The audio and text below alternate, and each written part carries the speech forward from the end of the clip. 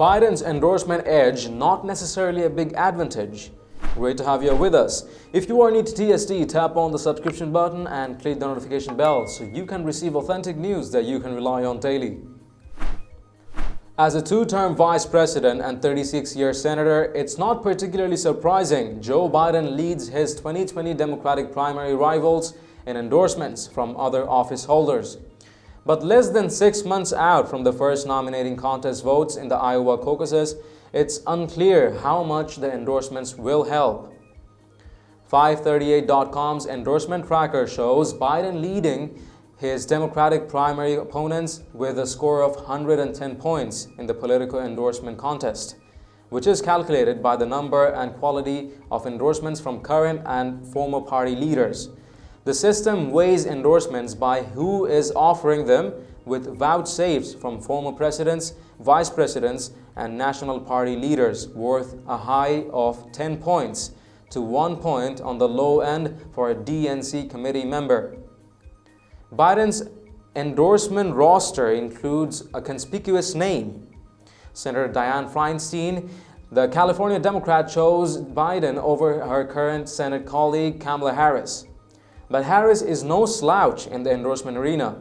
She's pulling in a score of 89. Harris has secured not only a solid number of party leaders from her own state outside of Feinstein, but also picked up endorsements from officials' key states like Florida, Texas, Ohio, Illinois, and Michigan. How much, if at all, such endorsements matter, though, is an open question. To many voters, it just looks like one politician backslapping another. And many voters are quite content to make up their own minds about who to back for president. Then there's the example of the current president, Donald Trump, who secured the 2016 Republican presidential nomination with negligible support in the early primaries from GOP establishment figures like senators, governors, and top party officials. If this was 2015 and we were looking at Republican endorsements, and if we thought that was the most important thing, we would look at former Florida Governor Jeb Bush and would have said, well, he's going to wrap this up, said Jeremy Mayer, associate professor at the Starr School of Policy and Government at George Mason University.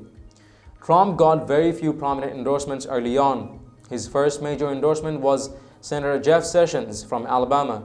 Historically, only a few endorsements truly stand out for their potency and ability to move primary votes. In January 2008, Senator Barack Obama of Illinois, locked in a bitter primary battle against Senator Hillary Clinton of New York, won the endorsement of Democratic Party royalty, the Kennedy clan, or at least its most prominent members. While some Kennedy family members continued to back Clinton, Obama won the very public support of Senator Edward M. Kennedy, his son, then Representative Patrick Kennedy of Rhode Island, and presidential daughter Caroline Kennedy Schultzberg. Obama went on to claim the Democratic nomination by edging out Clinton in the all-important delegate count, boosted by party insiders favorable to the family of the late President John F. Kennedy. 4 years earlier, President George W. Bush weighed in on behalf of Senator Arlen Specter of Pennsylvania, who faced a Republican primary challenge from the right by then Representative Pat Toomey. Bush, chastised at the time by Democrats as a far-right extremist, went with a moderate Republican incumbent over his conservative challenger. During the campaign, in addition to the president himself, the Bush White House dispatched Vice President Dick Cheney and Karl Rove, the president's chief political advisor, to campaign for Specter. The incumbent ended up scoring a narrow 50.8 to 49.2 primary win. And some political science literature suggests endorsements matter a fair amount. Mayer told the Washington Examiner he cited the party decides theory where endorsements are key. The party establishment does get to whittle down these candidates before the voters get a shot at them, Mayer said. In the 2020 race, many of Biden's endorsements come from members of Congress he was previously with, including former Senate Majority Leader Tom Daschle. The ex-South Dakota senator who led his party in the Senate from 1995 to 2005 offered an early primary endorsement of Obama in 2008. People who used to be big in politics vary in their power as an endorser, Mayer said.